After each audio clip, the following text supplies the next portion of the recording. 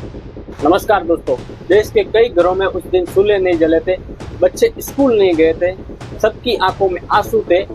एक नौजवान अपनी मौत की तारीख खुद सुन रहा था, जो फांसी पर चढ़ते वक्त हंस रहा था और जिसकी शहादत ने पूरे देश को जगा दिया। उसने कहा था, तुम मुझे मार सकते हो लेकिन मेरे विचारों को नहीं। उसका नाम था शहीद आजम भगत सिंह। जन्म 28 सितंबर 1907 पंजाब के लायलपुर के बंगा गांव में हुआ। उनके पिता का नाम किशन सिंह संधू और माता का नाम विद्यावती कौर था। और उसके चाचा भगत सिंह के जन्म से पहले ही चाचा अजीत सिंह और सवर्ण सिंह और उनके पिताजी जेल में थे। उन्होंने भी अंग्रेजों के खिलाफ आंदोलन किए थे। घर का माहौल ही आज़ादी के जुनून से भरा हुआ था। भगत सिंह को बचपन से ही किताबें पढ़ने की शौक था। वह किताबें अपने स्कूल की जो किताबें होती थी उनसे भी अलग अलग प्रकार की वो किताबें पढ़ता थे और अपने बचपन में उनमें क्रांति की भावना भरी हुई थी। कहा जाता है कि जब बचपन में उनके पिताजी खेतों में काम कर रहे थे, आम के गुठली बो रहे थे, तब भगत सिंह उनको देख लेता है और भगत सिंह बोलते हैं, आप पिताजी क्या कर रहे हो? तो उनके पिताजी कहते हैं, मैं आम की गुठली बो रहा हूँ, तो बड़ा होंगे तो आम आएंगे। तब भगत सिंह के मन में विचार आता है और वो अपनी बंदूकें लाकर बंदूकें बोलने लगे, बंदूकें की गोलियां। तब उनके पिताजी कहते हैं, ये भगत सिंह तुम ये क्या कर रहे हो? तब वो कहते हैं कि मैं भी बंदूक की गोली बोता हूँ ताकि बड़े होकर इसमें बहुत सारी गोलियां लगेगी और मैं अंग्रेजों के जो सरकार है उन्हें मैं गिरा दूंगा, उन्हें भारत से भगा दूंगा। ऐसी क्रांतिकारी भावना उनमें भरी हुई थी। तब इनके पिताजी को पता चल गया था कि ये बड़े होकर अंग्रेजों को भगाने में और क्रांति की भावना में जुड़े रहेंगे और क्रांति करके अंग्रेजों को भगा देंगे। बचपन में वो ब्रिटिश स्कूल चल रहे थे, उनमें पढ़ने नहीं गए। वो आर्य समाज की जो स्कूल होती थी उसमें पढ़ने गए थे। 13 अप्रैल 1919 को जलियांवाला का हत्याकांड हुआ। तब भगत सिंह एकदम क्रोधित हो गए और वहाँ पर मैदान में गए और वहाँ की मिट्टी बोतल में भरने लगे और वहाँ पर उन्होंने कसम खाई कि मैं इसका बदला जरूर लूंगा। और वो मिट्टी घर पे लेके आए। तब उनकी बहन ने कहा, ये क्या, किधर थे भगत सिंह, किधर थे तुम? तब वो भगत सिंह कहता है कि मैं ये मिट्टी लेकर आया हूँ और मैं इसका बदला जरूर लूंगा। ऐसे क्रांतिकारी की भावना थी भगत सिंह में। बचपन से ही उनके खून में आज़ादी के लिए लड़ने की और मर मिटने की क्षमता थी। वो लड़कर भारत देश को आज़ाद करना चाहते थे। 12 साल का वह लड़का कहता है कि ये मिट्टी मुझे आज़ादी दिलाएगी। 1920 में लाहौर के DAV स्कूल में दाखिला लिया और जब भगत सिंह कॉलेज में पढ़ते साथ ही सुखदेव से मुलाकात हुई। जब सुखदेव किसी पढ़ाकू लड़के से वहाँ पे पूछते कि मदन मोहन मालवीय का नाम क्या है, तब वो बताते मुझे नाम मालूम नहीं। तो सुखदेव कहते हैं कि मदन मोहन मालवीय का पूरा नाम यही है। फिर सुखदेव पूछते हैं कि अंग्रेज के किसी अधिकारी का नाम पूछते तो उसके पिताजी का भी वो अगले वाला नाम बताते। तो सुखदेव कहता है कि तुम अंग्रेजों के गुलाम हो गए हो और तुम अंग्रेजों की गुलामी करने लग गए हो। फिर दूसरा कोई पास में खड़ा था, वह व्यक्ति कहता है, इसको क्या बोल रहे हो? एक सिखों का जो नया लड़का आया है वो तो एनुअल फंक्शन में गया है। तब सुखदेव कहते हैं कि अभी उसको समझाना पड़ेगा, अब उसको सजा देनी पड़ेगी। तब सुखदेव उस एनुअल फंक्शन में जाते हैं। तब वहाँ देखता है कि भगत सिंह पगड़ी संभाल जट्टा, पगड़ी संभाल जट्टा वो गाना गा रहे हैं और अंग्रेजों की बेइज्जती कर रहे हैं। ये गाना भगत सिंह के जी ने लिखा था, वही वो गीत गा रहे थे। फिर इनमें गहरी दोस्ती हो जाती है। शुरुआत में गांधी जी से भगत सिंह प्रभावित थे। जब गांधी जी ने असहयोग आंदोलन चलाया और कपड़े वगैरह गोरों के जो कपड़े आते थे उनको जलाने का आंदोलन चलाया, तो भगत सिंह बहुत प्रभावित हुए। बोले कि इससे ही हम आज़ादी लेकर रहेंगे और भगत सिंह भी उसके साथ जुड़ गए।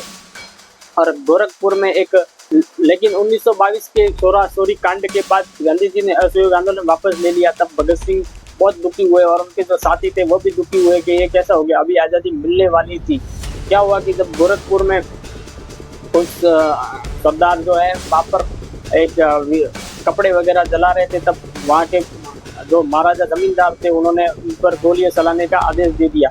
तब गोलियां चलाई एक पुलिस वालों ने। तब पुलिस वाले ऊपर फायरिंग की, फिर वापस नीचे, ऐसे करके ऊपर फायरिंग की नीचे करके और आदमी पे चला दी। जब पुलिस वाले की गोलियां समाप्त हो गई तब वहाँ की भीड़ ने उनको मार दिया और पुलिस स्टेशन को भी जला दिया। इसमें 17 लोग घायल हुए। तब गांधी जी ने असहयोग आंदोलन वापस ले लिया कि तुमने ये क्या कर दिया, बेगुनाहों को मार दिया वहाँ पर, और असहयोग आंदोलन वापस लिया। तब 2 दल बने, गरम दल, नरम दल, गरम दल, नरम दल। गरम दल के प्रवर्तक भगत सिंह वगैरह थे और नरम दल के प्रवर्तक गांधी जी थे। भगत सिंह ने नौजवान भारत सभा की स्थापना की। उनका उद्देश्य था कि युवाओं से इसको जोड़ना और मजदूरों को भी इसको जोड़कर आज़ादी के लिए उन्हें तैयार करना। 1928 में साइमन कमीशन भारत आया, देश भर में विरोध हो रहा था। तब लाला लाजपत राय वहाँ पर भगत सिंह के पास आते हैं कि हमें इसका विरोध करना होगा, लेकिन शुरुआत में लाला लाजपत राय और भगत सिंह की विचार नहीं मिलते थे। उनको उनकी आइडियोलॉजी अलग अलग थी। तब भी भगत सिंह फिर एक बार साथ में जुड़ गए और नारे लगाने लगे, लेकिन अंग्रेजों ने वहाँ पर लाला लाजपत राय पर लाठियाँ बरसा दी और जब तक बरसाई जब तक लाला लाजपत राय नीचे नहीं गिरे, और नीचे गिरे तब भी उन्होंने वहाँ पर लाठियाँ चलाई। लाला लाजपत राय की हॉस्पिटल में मृत्यु होगी। तब भगत सिंह और उनके साथी विचलित हो जाते हैं, और जब भगत सिंह और उनके साथी क्रोधित हो जाते हैं क्योंकि वह उनके विचारधारा में सहम नहीं थे, लेकिन वह उनके दादाजी की उम्र के थे और उनको अपना पिता समान मानते थे। तब बदला लेने की ठान लेते हैं। और कि ये आदेश किसने दिया था गोलियां चलाने की? जेम्स स्कॉट का नाम सामने आता है। 17 दिसंबर 1928 को जेम्स ए स्कॉट को भगत सिंह, सुखदेव और राजगुरु मारने का प्लान बनाते हैं कि कैसे मारा जाए। तब शिव वर्मा और जयदेव कपूर को बोला जाता है कि जेम्स ए स्कॉट कब बाहर आता है उसकी निगरानी करो। तब रेकी के लिए वो जाते हैं और बाद में पता चलता है कि इतने बजे गाड़ी लेके आते हैं, इतने बजे मोटरसाइकिल लेके आते हैं और जाते हैं। तब रेकी करने के बाद कि कौन जाएगा वहाँ पर, तब राजगुरु और चंद्रशेखर और भगत सिंह वहाँ पे जाते हैं और वहाँ पर जो कोठावली था वहाँ उसको घेर लेते हैं। एक एक जगह पर वो बैठते हैं। राजगुरु उस पर गोली चला देता है, तब वो बाइक से नीचे गिर जाता है। तब भगत सिंह ने 8 गोलियां उसमें दाग दी और फिर वो भागने लगे। फिर चंद्रशेखर आजाद उनको कवर देते हुए जा रहे थे। तब वहाँ पर एक अंग्रेजी सिपाही संदन सिंह खड़ा था। वो क्योंकि अंग्रेजी सिपाही था और वो अपने वफादारी निभाने के लिए आ रहा था, लेकिन चंद्रशेखर आजाद ने कहा तुमको नहीं, हम नहीं मारेंगे, हमका विरोध खाली अंग्रेजों से, हम तुम्हें नहीं मारेंगे, हमें जाने दो। तब भी वो नहीं माना। तब चंद्रशेखर आजाद ने उसको गोली मार दी और वहाँ से भाग गए। दूसरे दिन उन्हें पता चला जेम्स ए स्कॉट नहीं था बल्कि सैंडर्स। फिर पोस्टर चिपकाए कि हमको मारना तो जेम्स ए स्कॉट तो था, लेकिन सैंडर्स मारा गया। लेकिन क्या कोई बात नहीं, वो भी उसी साम्राज्य का हिस्सा है और अंग्रेजों को भगाने के लिए कुछ भी करने के लिए तैयार है। इतना कुछ भी होने के बाद भी अंग्रेजों के पास कोई सबूत नहीं था उनके लिए। उनको ये पता था सिख लड़का है। दूसरे दिन उन्होंने पूरे लाहौर में वहाँ पर पंजाबी रहते थे, उनकी सब नौजवान लड़के जो 20 और ज़्यादा उम्र के लड़के थे उनको बाहर निकाल कर तलाशी शुरू कर दी।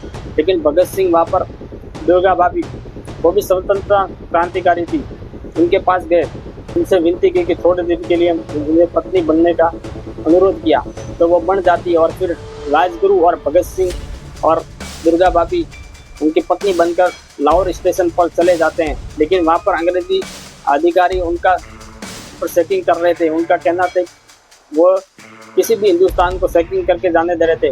तब भगत सिंह क्या करते हैं, वहाँ पर राजगुरु पर जो पेटी उपाड़ के चला जा रहा था उन्हें सड़ी से धक्का दे देते हैं। तब वो गिर जाते हैं। तब वो अंग्रेजी में बोलने लगते हैं। अंग्रेजी जैसे लोग बोलते हैं वैसे बोलकर उनको बोल दो तो मैंने तुमको कितनी बार कहा था कि मुझे भारत नहीं आना है, भारत में ऐसे लोग हैं वैसे लोग हैं।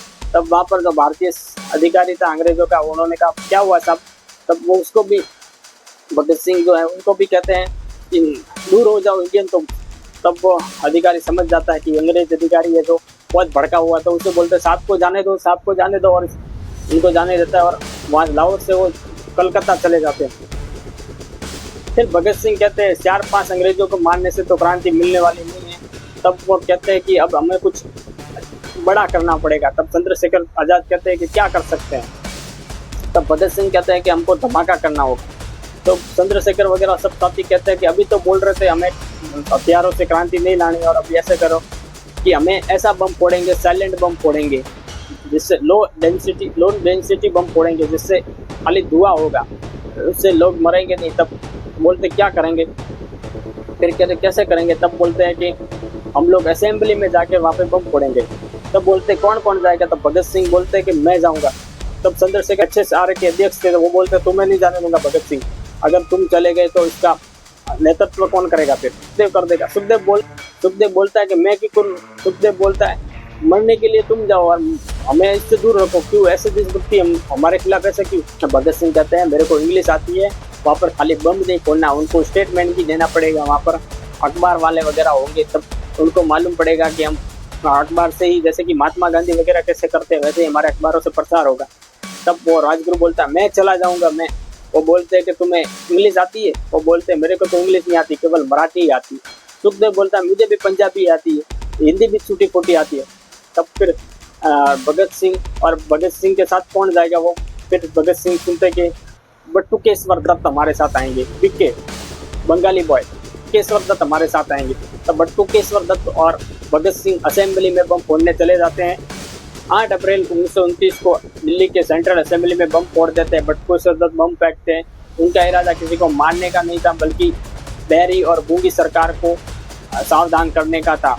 और वो पर्चे भी फेंक देते हैं कि इंकलाब जिंदाबाद साम्राज्यवाद मुर्दाबाद, इंकलाब जिंदाबाद साम्राज्यवाद मुर्दाबाद नारा लगाते हुए असेंबली में बम फेंकते हैं और वहाँ पर धुआं उठ जाता है। लेकिन वो वहाँ से भाग सकते थे, लेकिन वहाँ से भागे नहीं, क्योंकि उनको दिखाना था कि हम कोई आतंकवादी संगठन नहीं है बल्कि क्रांतिकारी है। और वो गिरफ्तार हो जाते हैं। फिर उन्हें जेल लाया जाता है। जेल में राजनीतिक कैदी का दर्जा मांगते हैं और वहाँ पे भूख हड़ताल कर देते हैं, क्योंकि उनका कहना था कि हमें भी राजनीतिक कैदी की तरह सुविधाएं दी जाए, हमें भी मैगजीन दी जाए, बाहर से पुस्तकें दी जाए, हमें राजनीतिक कैदी की तरह व्यवहार किया जाए, हमें भी पेन दी जाए, बुक दी जाए, और जो राजनीतिक कैदी की सुविधाएं होती है वो सब मुहैया की जाए। जैसे कि उन दिनों 2 प्रकार के कैदी हुआ करते हैं। एक तो राजनीतिक कैदी, जो आपराधिक कैदी, जो क्रांतिकारी घटना करते थे उनको आपराधिक कैदी माना जाता था, और गांधी जी और जवाहरलाल नेहरू जैसों को राजनीतिक कैदी। तो भगत सिंह कहते हैं कि जब तक गुनाह साबित नहीं होता तब तक हमको भी राजनीतिक कैदी की तरह व्यवहार करना चाहिए, लेकिन वो मानते नहीं है, फिर भूख हड़ताल कर देते। लेकिन उस समय जतिन दाव भाऊ करके क्रांतिकारी थे। उन्होंने कहा कि भगत सिंह मैं भी तुम्हारे साथ भूख हड़ताल करूंगा, लेकिन मैं उठूंगा नहीं जब तक अंग्रेजी शासन हमारी बातें नहीं मानेंगे। तो भगत सिंह कहते हैं ठीक है, ऐसा ही होगा। तभी अंत में जतिन दास जी की भूख हड़ताल से मृत्यु हो जाती है और भगत सिंह वगैरह दुखी हो जाते हैं। भगत सिंह वगैरह सब जोश में पड़ जाते हैं, लेकिन भगत सिंह अड़िग रहे। जेल में रहकर उन्होंने मैं नास्तिक क्यों हूँ ऐसी पुस्तकें लिखी और अनेकों कई पुस्तकें अभी भी है और कई नहीं। उनका मानना था आज़ादी का मतलब केवल अंग्रेजों से छुटकारा पाना नहीं है, बल्कि हर प्रकार से शोषण की मुक्ति करना था। और तरह तरह के लेख लिखकर वो अखबारों में छापते थे, और कई अखबार की जो एजेंसियाँ थी वो बंद भी हो जाती थी उसी वजह से। अंत में भगत सिंह की फांसी जो 24 तारीख को निश्चित कर दी जाती है, क्यों अंत में लाहौर षड्यंत्र के 1930-35 सलाह और भगत सिंह, राजगुरु और सुखदेव को फांसी निश्चित की गई। उन्हें फांसी के लिए 24 तारीख निश्चित की गई, लेकिन उन्हें लगा अंग्रेजों को कि अगर हम 24 तारीख को फांसी देंगे तब वहाँ से पंजाब के जट्टे लोग जो इकट्ठे होकर पंजाब और सब जगह के इंडिया के लोग आकर इकट्ठे हो जाएंगे और जेल से उनको भगा ले जाएंगे। तब उन्होंने 23 तारीख निश्चित की। तब 23 तारीख को जेलर भगत सिंह के पास आता है, और भगत सिंह उस समय लेनिन की किताब पढ़ रहे थे, और भगत सिंह को बोला कि आपकी फांसी का समय हो गया है, लेकिन वो मुस्कुरा रहे थे। एक बंदा मालूम है कि कल मेरे को फांसी हो जाएगी, लेकिन वो हंस कर किताब पढ़ रहे। तब उन्हें बोला अब आपके फांसी का वक्त हो गया है। तब वो बोल रहे रुको, अब दिख रहा नहीं है, एक क्रांतिकारी से मिल रहा है। तब वो जेलर कहता है कि आपके फांसी का समय हो गया है। तब भगत सिंह भी उसके साथ चले जाते। जब भगत सिंह की फांसी निश्चित की थी उस समय उसने वकील ने कहा था कि भाई आपकी वो अंतिम इच्छा है, तो उन्होंने कहा था मुझे लेनिन की किताब ला के दी जाए। तब लेनिन की किताब को पढ़ते हैं। फिर वह राजगुरु और सुखदेव को भी मना लेते हैं कि अभी देश के लिए आज मरना या कल मरना, ऐसा भी सौभाग्य हमारा कि हम देश के लिए आज ही मरे। फिर तीनों जाते हैं और इंकलाब जिंदाबाद के सरपरोसी की तमन्ना आज हमारे दिल में, देखना है दूर कितना बाजू एक दिल में, रंग दे बसंती शोला मेरे रंग दे बसंती शोला, ऐसे गा के जाते हैं। इंकलाब जिंदाबाद जाते हैं और तीनों को फांसी दी जाती है। फांसी से पहले उनको जेलर कहता है कि आपकी कोई अंतिम इच्छा है, तो वो कहते हैं कि हमारी ये इच्छा है कि हमारे हाथ खोले जाएं और हमें हमारी आंखों के पट्टे भी खोले जाए। तब वो बोलते हैं खाली, तब केवल उनकी हाथों खोलने की बातें यही मान ली जाती है और तीनों गले मिलकर उनको फांसी दी जाती है। फांसी से पहले जल्लाद के हाथ भी कांप जाते हैं, क्योंकि वो डंडा ऐसे घुमा नहीं पा रहा था। जल्लाद फिर हैंडल खींच लेता है और तीनों फांसी पे झूल जाते हैं। तब जब फांसी के उस हैंडल की आवाज़ कट गई तब पूरा जेल चौंक गया और वहाँ के क्रांतिकारी भी चौंके। जब भगत सिंह और राजगुरु सुखदेव को फांसी दी जा रही तब दूसरे कैदियों को मालूम नहीं था कि उनको फांसी दी जा रही है। और अंत में अंग्रेजों ने चुपचाप सतलुज के किनारे उन तीनों के शव को जला रहे थे, तभी वहाँ के उनके भगत सिंह के पिताजी वगैरह आ जाते हैं, लेकिन अध जला सभी वो फिर नदी में फेंक देते हैं। भगत सिंह का विचार था तुम हमको मार सकते हैं लेकिन हमारे विचारों को नहीं, और इंकलाब जिंदाबाद की नारे भारत में गूंजते। आज भी उनकी कहानी, उनकी तस्वीरों युवाओं के दिल में आग जगा देती है।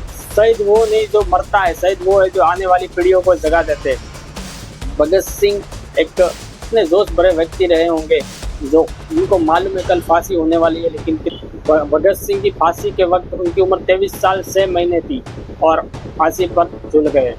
भगत सिंह जैसे अनेक क्रांतिकारी हैं, वजह से हमारे देश को आज़ादी मिली है। और ऐसे ही क्रांतिकारी युद्धों को आपको अगर जानना है तो हमारे चैनल को सब्सक्राइब करें और इस बेल आइकन को दबाएं, ताकि ऐसे ही वीडियो में बनाता रहूँ। आपके एक लाइक और सब्सक्राइब मेरी हिम्मत 100 गुना बढ़ा देती है। और भगत सिंह के फांसी से 1 महीने पहले ही चंद्रशेखर आजाद अल्फ्रेड पार्क में किसी क्रांतिकारी जिसके परिवार की स्थिति खराब थी, उनको पैसे की हेल्प के लिए जाता है, लेकिन मुखबिर सूचना के आधार पर अंग्रेज में उनको घेर लेते हैं। तब चंद्रशेखर और अंग्रेजों के बीच मुठभेड़ हो जाती है, जिसमें लास्ट गोली बचती है लास्ट चंद्रशेखर आजाद के पास, तो वो गोली उनके सिर में मार देते, क्योंकि उनका विचार था कि मैं फिरंगियों के हाथ मेरे शरीर पर ना पड़े, क्योंकि वो उनका कहना था मैं आज़ाद हूँ, आज़ाद ही रहूँगा और आज़ाद ही मरूंगा। और ऐसा ही होता है और अमर हो जाते हैं। ऐसे ही वीर योद्धा की कहानी आपको सुनाता रहूँगा, तो आप हमारे चैनल को सब्सक्राइब करें।